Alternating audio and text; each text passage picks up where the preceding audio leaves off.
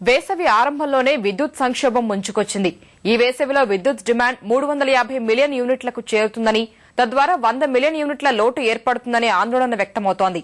సంక్షోభాన్ని ముందే ఊహించామంటున్న అధికారులు సమస్య పరిష్కారం విషయంలో మాత్రం చేతులెత్తేశారు.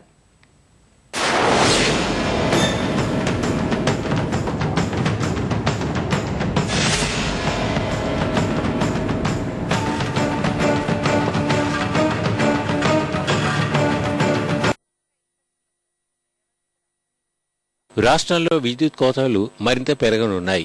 గత 3 నెలల నుంచి గ్రామాల్లో అనధికార కోతలు విధిస్తున్న డిస్కంలు ఇప్పుడు అధికారికంగా కోత పెడుతున్నాయి.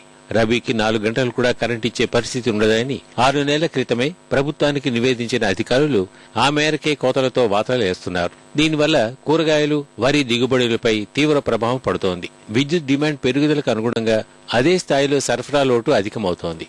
రాష్ట్రంలో రోజువారీ విద్యుత్ డిమాండ్ 310 మిలియన్ యూనిట్లకు చేరుకోగా లోటు 72 మిలియన్ యూనిట్ల వరకు వెళ్లింది.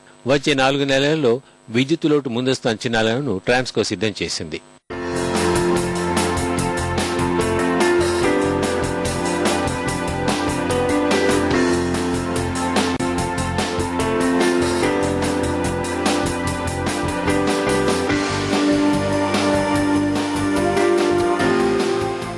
మార్చి నుంచి మే వరకు బహిరంగ మార్కెట్లో తాత్కాలిక ప్రాతిపదికన విద్యుత్ కొనుగోలుకు ట్రాన్స్కో 4 నెలల ముందే బిడ్లు దాఖలు చేసింది.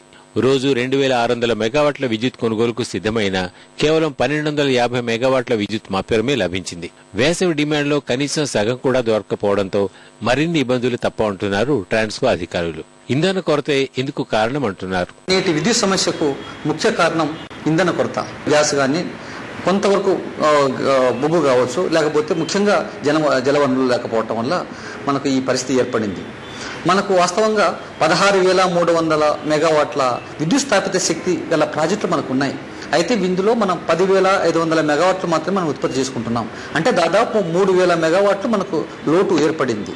మనకు ఈ లోటు పోగా ఇంకా మనకు మిగిలే ఉంటుంది. కానీ ఇంధన సమస్య వల్ల మనం మొత్తం ఉత్పత్తి చేసుకోలేకపోతున్నాం. చిన్న ఉదాహరణ, సహజ వాయువులు అంటే నేచురల్ గ్యాస్ వల్ల మనకు టోటల్గా మన ఇన్స్టాల్డ్ కెపాసిటీ 2,770 మెగావాట్లకు గాను 600 మెగావాట్లు మాత్రమే మనం చేసుకోగలుగుతున్నాం. విద్యుత్ లోటుపై కేవలం అంచనాలే తప్ప ముందస్తు చర్యల విషయంలో అధికారులు విఫలమయ్యారని నిపుణులు అంటున్నారు. ఇంధన కొరత తీర్చేందుకు అనేక మార్గాలు ఉన్నా ప్రభుత్వం చిత్తశుద్ధితో వ్యవహరించడం లేదని విమర్శిస్తున్నారు. అదనపు గ్యాస్ ఇవ్వడానికి అవకాశాలు ఉన్నాయి. ఎప్పటి నుంచో చెబుతున్నారు. అసలు ఎందుకు నిద్రపోతున్నారు వీళ్ళు? గ్యాస్ ఉత్పత్తి సరఫరా తగ్గిపోయి ఉన్న స్థాపక సామర్థ్యం, కొత్త ప్రాజెక్టుల సంగతి అట్టండి, ఉన్న ప్రాజెక్టులు స్థాపక సామర్థ్యాన్ని వినియోగించుకోలేని దుస్థితి వచ్చిందంటే దాన్ని సరిదిద్దడానికి గ్యాస్ ఉత్పత్తి పెంచేటట్టు చర్యలు తీసుకోవాల్సింది. ఎక్కడెక్కడైతే వీలుందో గ్యాస్ సరఫరాకి, ఆ ఉత్పత్తి పెంచడానికి ఆ చర్యలు ఇప్పటికైనా తీసుకోవాలి. విద్యుత్ సరఫరాపై పారిశ్రామికవేత్తలు, రైతుల ఆందోళనల్ని డిస్కమ్లు పట్టించుకోవడమే లేదు. సమస్య పరిష్కారానికి కనీసం ప్రయత్నం చేయకుండా ఏప్రిల్లో మళ్లీ విద్యుత్ ఛార్జీలు పెంచే మార్గాలపై దృష్టి పెట్టడంపై విమర్శలు వెల్లువెత్తుతున్నాయి.